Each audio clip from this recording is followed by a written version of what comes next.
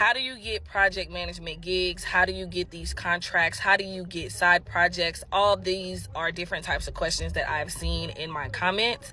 And I want you to know that one of probably the easiest ways you can build your experience or make money on the side outside of your day job would be to tap into your network of peers. Specifically, the peers that provide service-based businesses. So think of a wedding or think of a party and all the people that are providing services in order for that party to happen. So the videographer, the photographer, the bartender, right?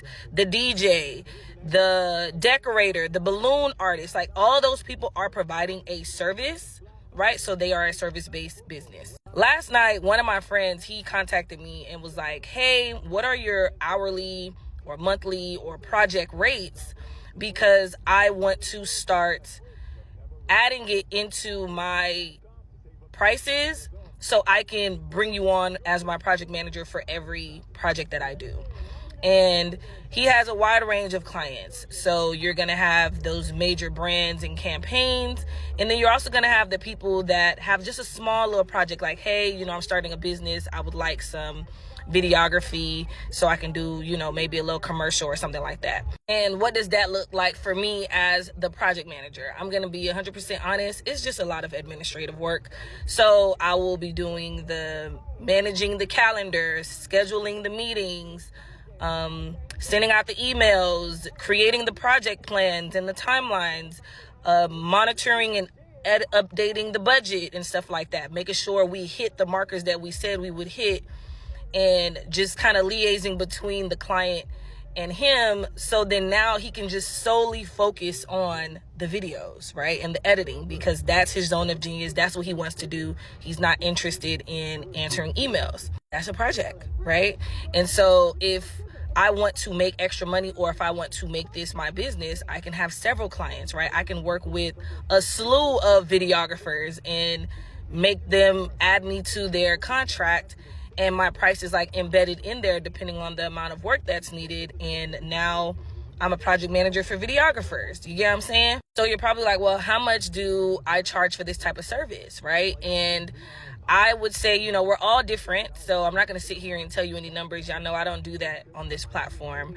But I would say, as a baseline, start with what you're currently making at work, or what you last made. If you're currently unemployed, what was the last amount of money you made per hour? Start there. So let's say that was $20 an hour. Charge them $20 an hour.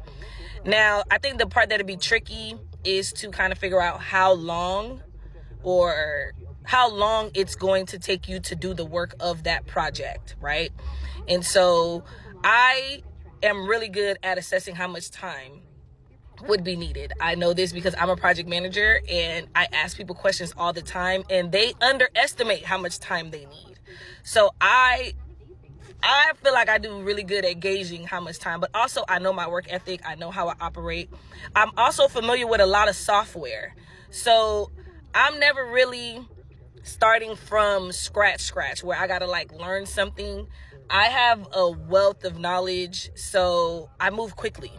And because of that, I can charge more and work less because I don't take that much time. Whereas for you may charge less, but you're working more. And so what does that look like? I hope I'm not losing anybody. So for me, with him, I think I gave him a rate and I was like, but it's a minimum of 10 hours. So for 10 hours of work, this is what I would be doing. And then we'll add hourly after that. But I know in 10 hours, there's so much that I could get done. So much that I can get done. Some people, it might take them 10 hours to just build the timeline, right? So for you, for your rate, it might be, hey, this is my rate for 40 hours of work, right? So maybe you're doing $20 an hour and it's 40 hours of work, which means in that project, you would be making 40 times 20, which is $800. Whereas for me, if I'm charging $150 an hour for 10 hours, I made $1,500 because I work quicker, but I have years of experience that allows me to work quicker. Since you're beginning, I would say build up the experience, build up the, build up that clientele, build up that relationship. This person that reached out to me, I said is my friend. He has watched me work for years. So he knows that anything he leaves in my hand never has to blink. But if you're going to be dealing with someone that they don't really know your work ethic like that, they just know you, don't create bad blood. You feel me? You can always grow later, but to start high and do bad work, you are going to leave a bad taste in their mouth, and they're going to make sure no one comes back to you. Okay. Side note, when I made that example with the 150, that wasn't the amount. I just wanted to use that as an example. Last thing I want to hit on is time tracking. If you do not know how long it takes you to do things, you need to time yourself. You literally need to time yourself. Okay.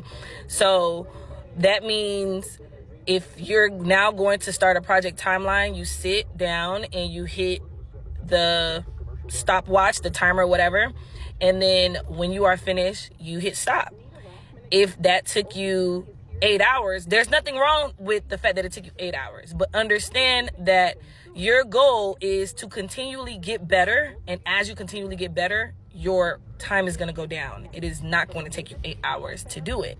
But because it takes you a longer amount of time, now you know, okay, well, I can't tell them that I can do this project in 10 hours when it takes me 8 hours to do a timeline, a schedule.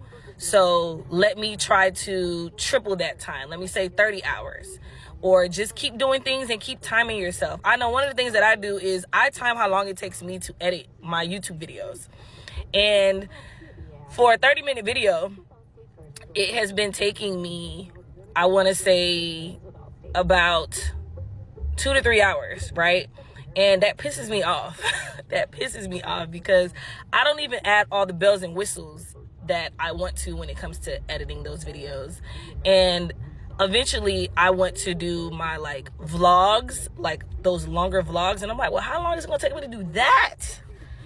Whew. Okay. But I'm trying to continually improve in my editing, which is why I'm always tracking how long it takes me to do that and trying to find ways to edit faster, trying to probably come up with a better structure in how I attack editing, and maybe that'll help. So I say all that to say, I need you to tap into your network and see who could use your assistance. Okay. And when I say tap into your network, tap into people that already have a business going, because now they're going to actually have the funds to pay. Okay. They make the funds to pay.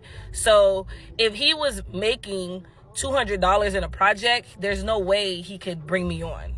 You get what I'm saying? But I know he's making money on these projects, and I know that those other businesses that you may be considering, those other friends that may offer those services, you understand, like, okay, they're bringing in the revenue to even have you. Don't waste your time with folks that don't have something going, because they're going to drop you, right? They're going to be like, yeah, come on, help me. You know, I'm trying to get my stuff off the ground. And I think that's great. This is not a don't help your friends or whatever, but because you're going to do a lot of work for them and you're not going to be making a lot of funds, they'll probably let you go because they don't have the consistent clientele. You need people with consistent clientele coming in because they are interested in outsourcing things that take away from them just doing the thing that they want to do. Hope this helps. Drop some questions in the comments, and I'll try to make a more long-form, detailed video about this on YouTube in the new year, because y'all know it's not coming out this year, okay?